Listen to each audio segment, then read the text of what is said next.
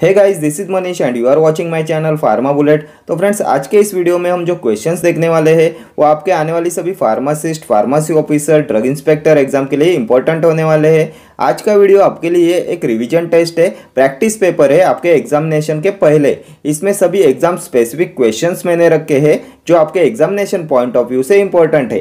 And आज के इस वीडियो में हम सिर्फ क्वेश्चन एंड आंसर देखने वाले हैं, इसमें एक्सप्लेनेशन नहीं है। तो स्टार्ट करते हैं। Aqueous injections are dispensed in containers of the following type of glass: type 3 glass, type 1 glass, type 2 glass और ordinary glass।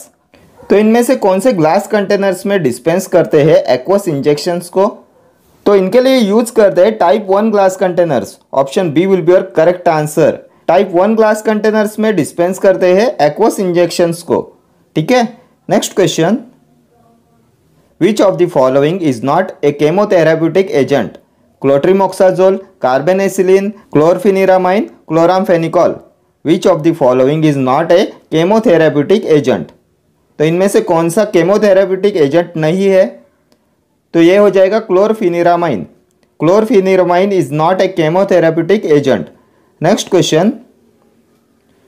Glomerular filtration of a drug is affected by its lipid solubility, plasma protein binding, degree of ionization, rate of tubular secretion. Glomerular filtration of a drug is affected by its। तो इनमें से कौन affect करता है glomerular filtration of a drug को? तो इसे affect करता है plasma protein binding. Option B हो जाएगा आपका correct answer. Glomerular filtration of a drug is affected by its plasma protein binding. Next question. Which of the following is a phase 2 metabolism reaction? Oxidation, reduction, conjugation, hydrolysis. Which of the following is a phase 2 metabolism reaction? इनमें से कौन सा है phase 2 metabolism reaction?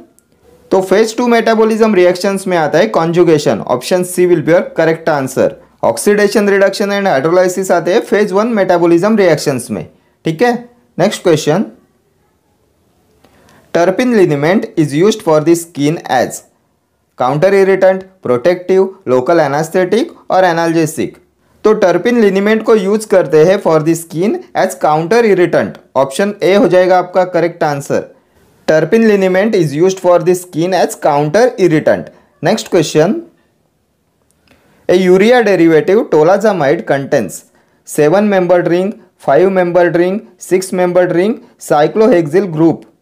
तो क्या होता है tolazamide में? तो tolazamide contains 7 membered ring. Option A will be your correct answer. 7 membered ring present होती है टोलाजामाइड में। Next question. Multidose injections are packed in vials, ampoules, infusion bottles, disposable sets.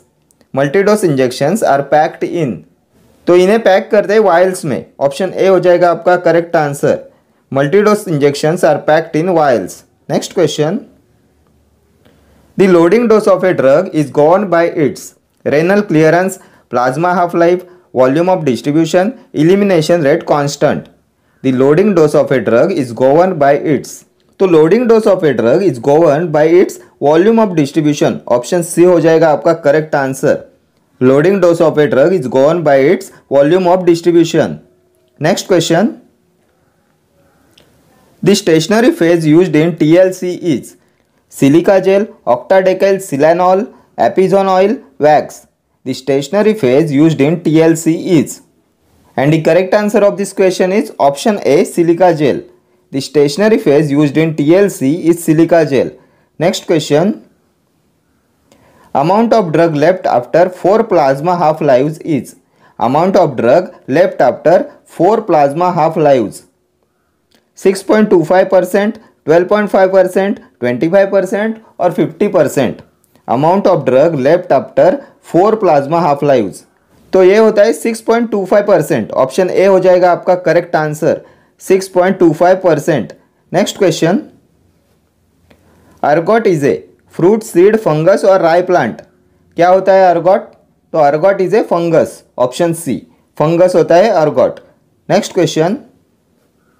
The first 7 bones in vertebral column are collectively called thoracic vertebrae, sacrum, coccyx, cervical। First 7 bones in vertebral column are collectively called तो इन्हें बोलते हैं cervical. Option D हो जाएगा आपका correct answer. The first 7 bones in the vertebral column are collectively called cervical.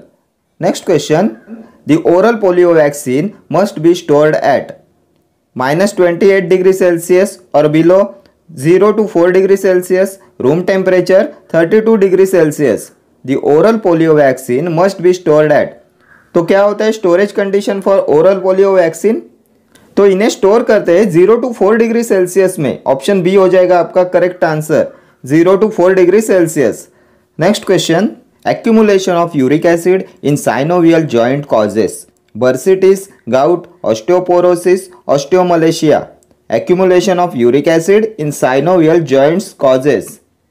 तो क्या cause कराता है accumulation of uric acid in synovial joints? तो ये कॉज कराता है gout. Option B will be your correct answer. Gout is due to accumulation of uric acid in synovial joints. Next question,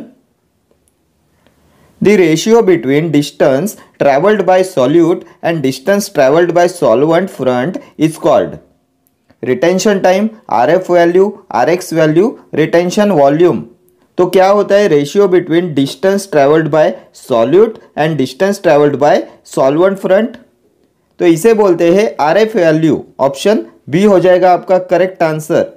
next question, the antihypertensive drug contraindicated in asthma patients is nifedipine, lisinopril, propranolol, sodium nitroprusside।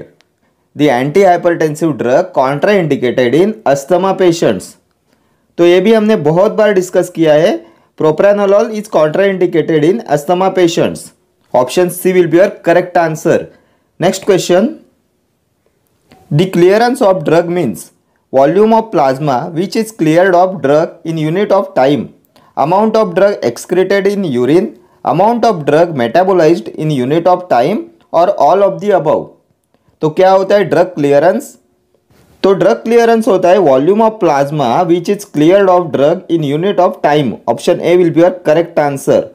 The clearance of drug means volume of plasma which is cleared of drug in unit of time. Next question, dose of the drug geriatric patients is calculated based on weight of the body, age of the patient, condition of kidney and liver, none of the above। तो क्या होगा इसका correct answer? dose of the drug geriatric patients is calculated based on। तो geriatric patients में dose of the drug is calculated on weight of the body। Option A will be your correct answer, weight of the body। Next question, Gill-Nielsen staining is adopted to identify E. coli, S. typhi, nocardia, C. diphtheria। तो किसके लिए use करते हैं Gill-Nielsen staining का? तो इसे use करते हैं टू आइडेंटिफाई E. coli, इश्चेरिकी या कोलाई को आइडेंटिफाई करने के लिए यूज करते हैं Gill-Nielsen staining का। Next question, schedule R deals with standards for biological products, standards for mechanical contraceptives, facility requirement for running a chemist and druggist, standards for disinfectants। तो इनमें से किसके लिए होता है शेड्यूल आर? क्या आता है शेड्यूल आर में? तो शेड्यूल आर होता है स्टैंडर्ड्स फॉर मैकेनिकल कॉन्ट्रासेप्टिव्स के लिए। ऑप्शन बी हो जाएगा आपका correct answer. Standards for mechanical contraceptives आते हैं शेड्यूल आर में। Next question, an example of a drug getting absorb from GI tract by active transport is aspirin, uracil, vitamin C, penicillin। An example of a drug getting absorbed from GI tract by active transport। तो ये होता है vitamin C. Option C will be your correct answer. Vitamin C absorb from GI tract by active transport। Next question, the following is a competitive type of enzyme inhibitor, acetazolamide, disulfiram, physostigmine, theophylline. Competitive type of enzyme inhibitor. तो ये होता है फाइसोस्टिग्माइन। Option C हो जाएगा आपका correct answer. Physostigmine is a competitive type of enzyme inhibitor. Next question, drug that decreases intraocular pressure is classified as anti hypertensive, anti inflammatory, anti glaucoma, antimiotic. Drug that decreases intraocular pressure. तो इनमें से क्या decrease कराता है intraocular pressure? तो drug that decreases intraocular pressure is classified as anti glaucoma drug. Option C हो जाएगा आपका correct answer, anti glaucoma. Next question,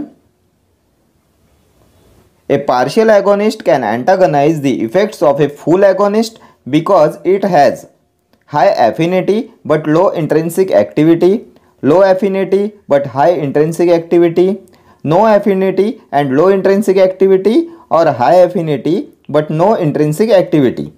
A partial agonist can antagonize the effect of a full agonist because it has, partial agonist antagonize करता है effects of a full agonist because it has high affinity and low intrinsic activity. Option A will be your correct answer. Partial agonist has high affinity but low intrinsic activity, इसलिए ये antagonize करता है effects of full agonist. Next question, suppository bases used are those having melting point in the range of 20 to 25 degrees Celsius, 43 to 50 degrees Celsius, 37 to 40 degrees Celsius, 15 to 18 degrees Celsius. तो कितना melting point होता है suppository bases का? तो suppository bases का melting point होता है between 37 to 40 degree Celsius. Option C हो जाएगा आपका correct answer, 37 to 40 degrees Celsius. Okay friends, thank you for watching this video. See you in the next video. Till then, do like, share, comment and subscribe to my channel. Thank you.